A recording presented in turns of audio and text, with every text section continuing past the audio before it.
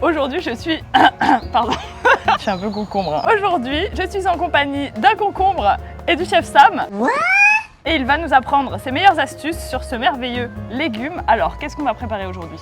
Alors aujourd'hui, on va préparer un gazpacho de concombre, bien plus pratique car on n'est qu'un concombre, par exemple, pour aller à la plage. Bien plus pratique.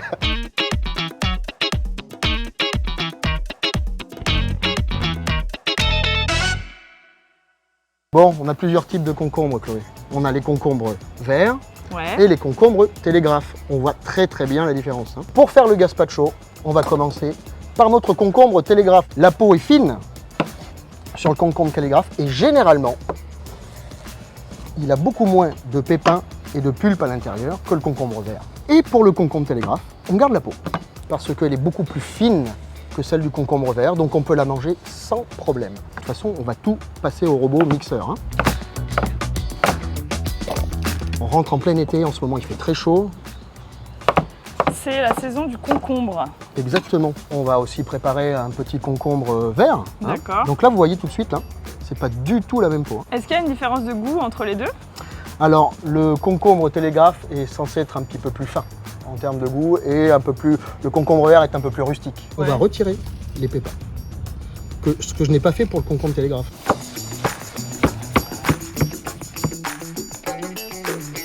Un petit peu de menthe fraîche, du sel, un petit peu de bonne huile d'olive, un petit peu d'ail, de l'oignon et un petit morceau de gingembre frais. Donc, on épluche bien nos oignons, idem avec le gingembre, hein, on ne mange toujours pas la peau. Petite gousse d'ail, on va en mettre deux. De l'ail pour Marine. Non, pas d'ail pour Marine. Excuse-moi Chloé, tu es un petit peu encombrante, pardon. Alors bon, hein, un mixeur fait l'affaire. Hein. On va venir mettre nos petites feuilles de menthe, hein, grosso modo, il y a une quinzaine, vingtaine, ça va dépendre de la taille de vos feuilles évidemment. Hein. Et par-dessus, on va venir mettre nos concombres. On met notre couvercle. On ne sale pas tout de suite. On va d'abord mixer une première fois. Donc là, j'ai juste mixé un petit peu. Maintenant que j'ai mixé grossièrement, je vais saler. Alors ne salez pas trop. Hein.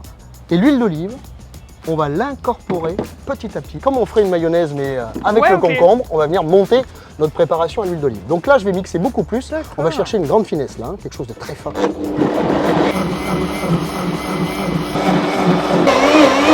C'est joli, non? Ouais. On peut le conserver au frigo, bien au frais, pendant au moins 2-3 jours, facilement. On aurait pu aussi mettre d'autres herbes, pourquoi pas, persil, basilic, faire un mélange d'herbes. Là, on n'est que sur la menthe parce que c'est frais, etc. Mais avec le basilic et le persil, ça marcherait aussi extrêmement bien. Finalement, le gazpacho, c'est vrai qu'on peut l'acheter tout fait, mais en fait, c'est hyper rapide à faire soi-même. Voilà la petite recette. Il n'y a plus qu'à mettre au frais. Au moins 6 heures minimum. L'idéal, c'est 24 heures pour que ce soit bien glacé, bien frappé. Et qu'on content avec ce cucurbitacé, le concombre.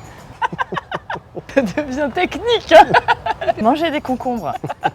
S'il vous plaît. Pardon, je suis pas polie. Et on peut le lacto-fermenter. Évidemment. Le gars ne lâche pas l'affaire.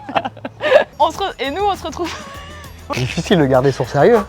Mais c'est pas le but de toute façon. Donc... Tu vas le garder aussi, je suppose. Merci beaucoup, Sam. Nous, on se retrouve bientôt en cuisine avec le chef Charlie pour sa recette. Tchuss!